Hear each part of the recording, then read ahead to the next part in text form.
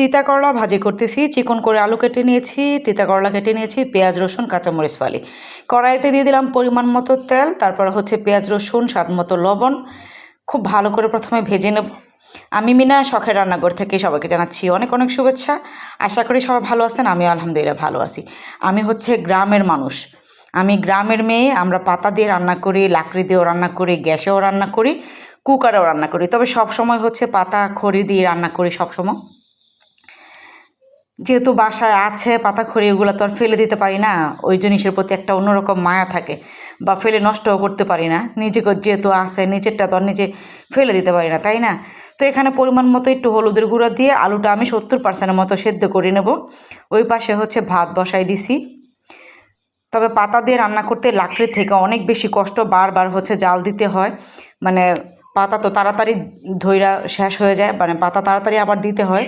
তো ঢাকনাটা উঠিয়ে আমি নেড়ে চেড়ে দিচ্ছি। তারপরে হচ্ছে তিতা কলাটা দিয়ে দিলাম। 70% মতো আলুটা সেদ্ধ হয়ে গেছে। আসলে লাকড়ি দিয়ে গ্যাসে তো সবাই রান্না করতে পারে, পাতা দিয়ে সবাই রান্না করতে পারে না। মানে দুই চুলায়, তাও আবার মানে একদিক থেকে তরকারি লাড়তে হয়, আরেক দিক থেকে জাল দিতে হয়, আবার অন্য সাইডে যদি আরেকটা বসানো থাকে তাহলে ওইটা দেখতে হয়।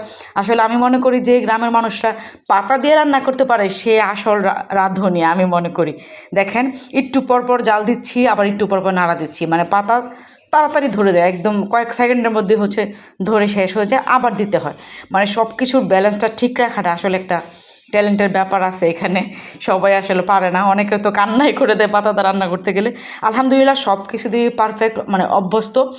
মানে সেটা হোক লাকড়ি, সেটা হোক কারেন্টের চুলা, সেটা যেটাই হোক না কেন, আলহামদুলিল্লাহ আলহামদুলিল্লাহ সব কিছু দিয়ে রান্না করতে পারি। তো কথা বলতে বলতে দেখেন, তিতা করলাটা কিন্তু আমি একবারের জন্য ঢেকে দিয়ে উঠিয়ে নিয়েছি।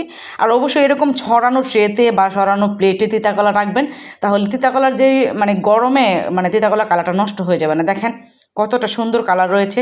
আর যদি তিতা কলার কালারটা ঠিক এরকম সবুজ সবুজ থাকে না, তো ওই তিতা কলা 100% শিওর আমি, ওই তিতা কলা একদম তেতো লাগবে না।